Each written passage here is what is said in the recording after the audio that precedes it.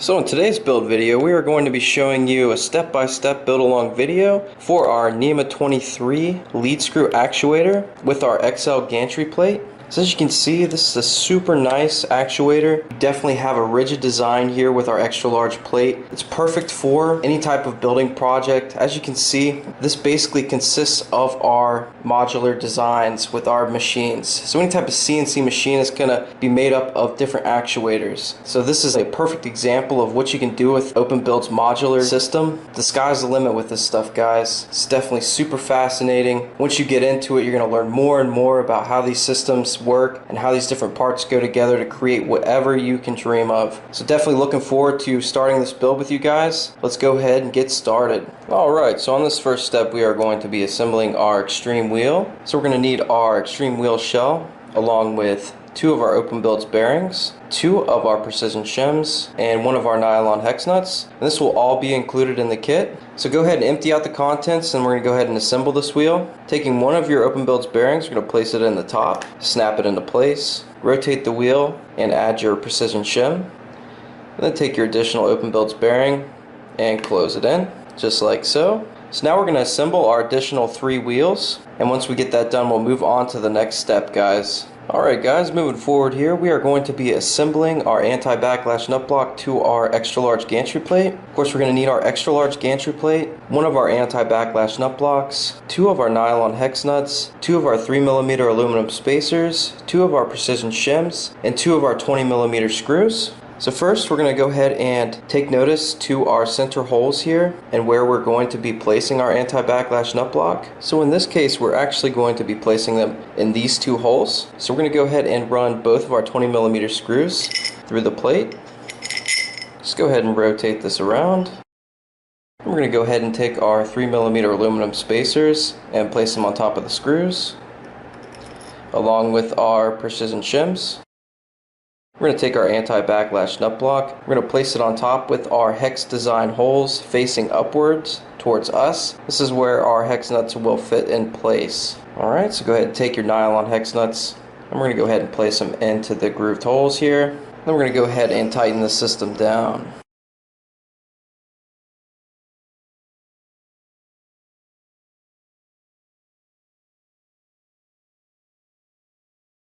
Alright, now once you have that tightened down, we're going to go ahead and put this system to the side for now, and we'll move on to our next step. Alright guys, moving on to the next step here, we are going to be assembling our wheels to our extra large gantry plate. So in this step we are going to take our screws and place them into each one of these holes here on the ends of the plate. We're also going to need 4 of our extreme wheels, 4 of our precision shims, 4 of our nylon hex nuts, 2 of our 6mm eccentric spacers, 2 of our 6mm aluminum spacers, 4 of our 27mm screws, and of course our ball driver. So to get started here guys, we're going to go ahead and place our screws into each one of these holes. Noticing that the top 3 holes here are going to be for our eccentrics, so we're going to go ahead and place 1 more screw here on this top left corner, and then the bottom 2 holes here for our fixed side, which will be for the aluminum spacers. 2 more on each corner. Let's go ahead and rotate the plate around. Now that we have our screws in place here, we're going to go ahead and start our stacking configuration. Working on the fixed side first, we're going to go ahead and take our 6mm aluminum spacers and place them on the screws, followed by our precision shims. And then we're going to go ahead and add our extreme wheels. And if you have a situation like this where your precision shim is caught in the middle of the wheel, all you have to do is simply roll it onto the screw and the center of gravity will find its place. Alright, so now we're going to go ahead and cap it with our nylon hex nuts here.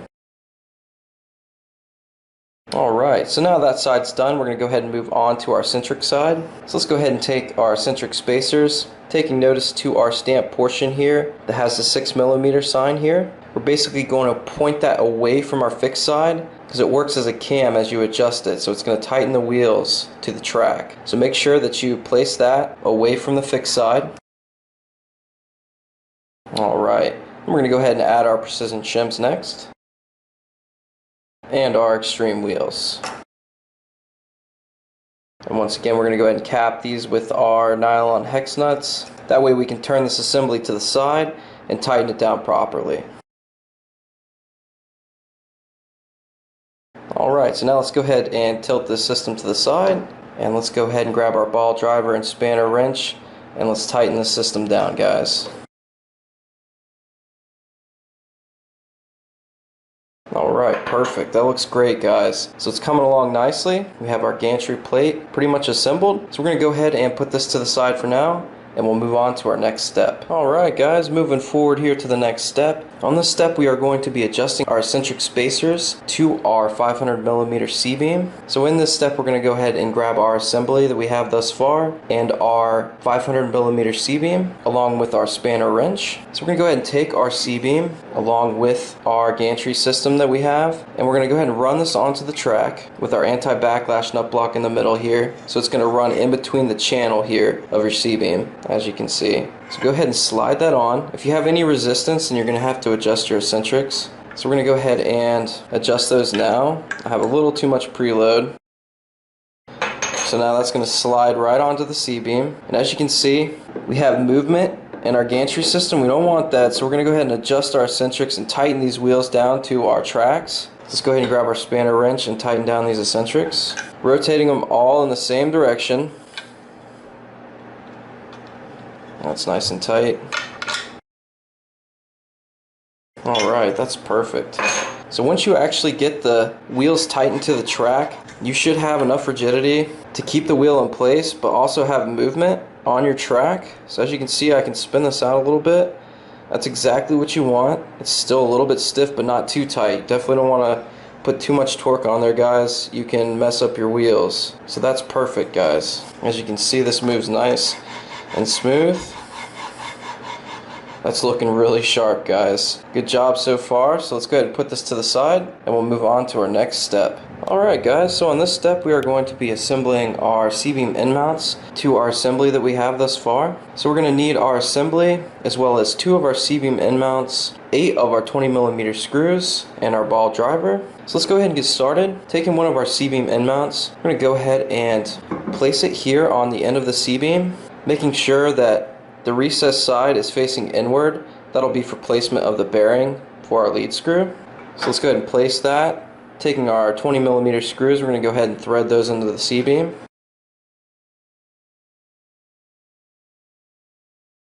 Alright, so we're going to go ahead and tighten that down now.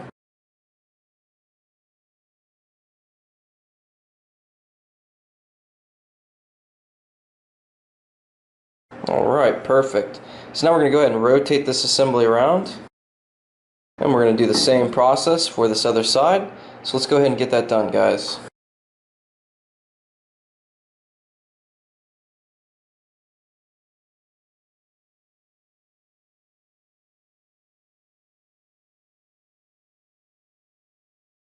Alright, excellent. So that's looking really sharp, guys. We have our end mounts in place here. So our system is coming along great.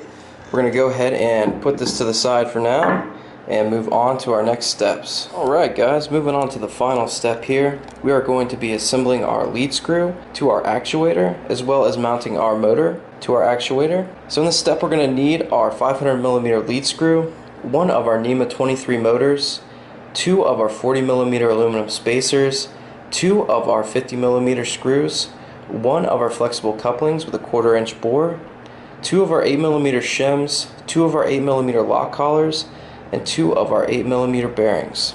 In addition to that, we're going to need our tooling, which is our ball driver set here, which you can purchase on OpenBuild's parts store. Definitely recommend it, guys. Very useful tool set you can use on all kinds of your builds. So definitely recommend it, guys. Alright, so let's go ahead and get started here. Taking our motor, we're going to go ahead and attach our flexible coupling. Paying attention to the 1/4 inch bore, this is going to attach to our motor shaft. And the opposite end, which is slightly larger, is going to be for our lead screw. So let's go ahead and place this on top, making sure that our set screws align with the flat part of the motor shaft. We're going to go ahead and tighten those down. Alright, we're going to go ahead and rotate this back around, and then we're going to tighten down these additional screws here on the flexible coupling. We're going to leave this top screw here loose because this is going to attach to our lead screw. Alright, so that looks great, guys. So let's go ahead and mount this to our C-Beam end mount. As you can see, we have 2 threaded holes here on the bottom for the purpose of mounting our motor. So we're going to go ahead and take our 2 50mm screws and place them here in our bottom corners of the motor. And then we're going to take our 40mm aluminum spacers and place them on top of the screw like a sleeve. And what I generally do is I'll align each screw with the holes here, and I'll tighten one down first and then work on the other.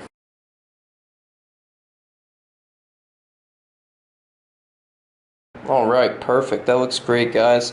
Our motor is secure onto our C-Beam end mount. As you can see, it is rigid. Definitely a good design. So we're going to go ahead and take our lead screw, which we're going to feed through on the opposite side of the actuator. So let's go ahead and rotate the system around. And we're simply going to feed the lead screw through the end of the C-Beam end mount. And we're going to add our additional parts, starting with our 8mm bearing, our 8mm shim, and our lock collar. Alright, so now we're going to go ahead and make sure that these parts all stay towards the end of the C-Beam end mount. And we're going to feed the lead screw through to our anti-backlash nut block, and we're going to rotate our lead screw through the anti-backlash nut block to the other side. Alright, so as you're feeding it through, we're going to pay attention to the other end of the lead screw because we're going to add additional parts to the opposite end of the actuator. So just continue to rotate that through. Alright, perfect. So now we're going to go ahead and add our additional parts, starting with our lock collar, our 8mm shim, and our 8mm bearing. Alright, so let's go ahead and rotate this all the way to the opposite end of the actuator.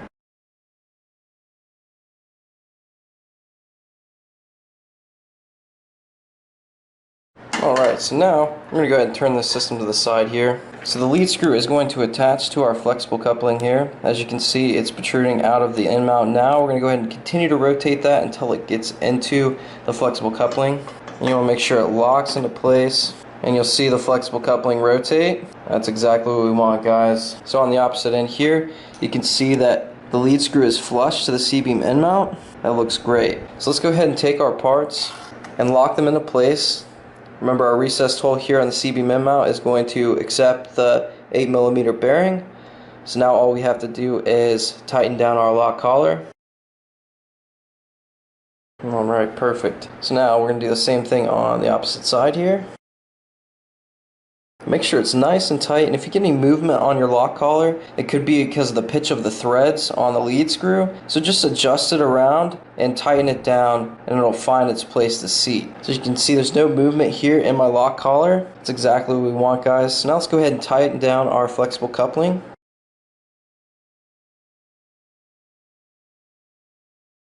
Alright, that's perfect, guys. We have rotation in our gantry system, as you can see. That looks awesome, guys. So now you have a NEMA 23 lead screw actuator with our extra large gantry plate. That looks excellent, guys. Great job.